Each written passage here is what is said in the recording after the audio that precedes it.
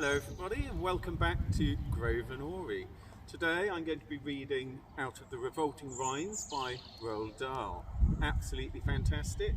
A few naughty little bits, but don't tell the parents. Cinderella. I guess you think you know this story. You don't. The real one's much more gory. The phony one, the one you know, was cooked up years and years ago and made to sound all soft and sappy, just to keep the children happy. Mind you, they got the first bit right, the bit where, in the dead of night, the ugly sisters, jewels and all, departed for the palace ball, while darling little Cinderella was locked up in a slimy cellar, where rats who wanted things to eat began to nibble at her feet. She bellowed, "Help!" and "Let me out!"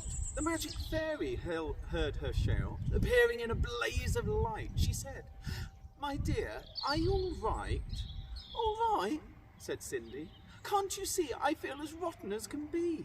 She beat her fist against the wall and shouted, "Get me to the ball! There is a disco at the palace. The rest have gone and I am jealous. I want a dress, I want a coach, and earrings, and a diamond brooch, and silver slippers, 2 of those, and lovely nylon pantyhose. Done up like that I'll guarantee the handsome prince will fall for me." The fairy said, "Hang on a tick." She gave her wand a mighty flick, and quickly, in no time at all, Cindy was at the palace ball. It made the ugly sisters wince to see her dancing with the prince. She held him very tight and pressed herself against his manly chest. The prince himself was turned to pulp. All he could do was gasp and gulp. Then midnight struck. He shouted, "Heck! I've got to run to save my neck." The prince cried, "No, alas, alack."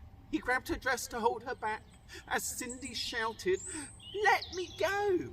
The dress was ripped from head to toe.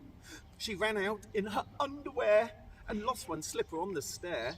The prince was on it like a dart. He pressed it to his pounding heart. "The girl is slipper fits," he cried. "Tomorrow morn shall be my bride. I'll visit every house in town until I've tracked the maiden down." Then, rather carelessly I fear, he placed it on a crate of beer. At once, one of the ugly sisters, the one whose face was all blotched with blisters, sneaked up, grabbed the dainty shoe and quickly flushed it down the loo. Then, in its place, she calmly put the slipper from her own left foot. Aha! You see, the plot grows thicker, and Cindy's luck starts looking sicker. Next day, the prince went charging down to knock on all the doors in town. In every house, the tension grew. Who was the owner of the shoe? The shoe was long and very wide. A normal foot got lost inside. Also, it smelt a wee bit icky. The owner's feet were hot and sticky. Thousands of eager people came to try it on, but all in vain. Now came the ugly sisters' go. One tried it on. The prince screamed, "No!" But she screamed, "Yes, it fits! Whoopee! So now you've got to marry me." The prince went white from ear to ear. He muttered, "Let me out of here." "Oh, no, you don't. You made a vow." "There's no way you can back out now." "Off with her head," the prince roared back. They chopped it off with one big whack. This pleased the prince. He smiled and said, "She's prettier without her head." Then up came sister number 2, who yelled, "Now I will try this shoe." "Try this instead," the prince yelled back. He swung his trusty sword and thwack! Her head went crashing to the ground. It bounced a bit and rolled around. In the kitchen, peeling spuds, Cinderella heard the thuds. Off bouncing heads upon the floor, and poked her own head round the door. "What's all the racket?" Cindy cried. "Mind your own biz," the prince replied. Poor Cindy's heart was torn to shreds.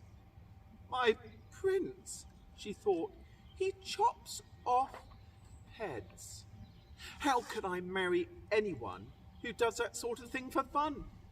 The prince cried, "Who's this dirty butt? Off with her nut! Off with her nut!" Just then, all in a blaze of light, the magic fairy hove in sight. Her magic wand went swoosh and swish. "Cindy," she cried, "come make a wish. Wish anything and have no doubt that I will make it come about." Cindy answered, "Oh, kind fairy, this time I shall be more wary. No more princes, no more money.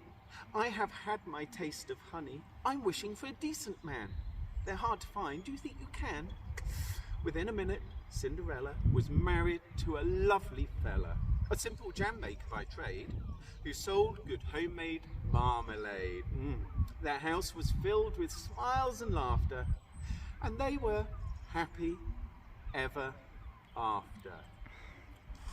Thank you very much for joining the Grove for Groveanory again, and we look forward to seeing you very soon. Take care, everyone. Lots of love from all of us at the Grove. Bye.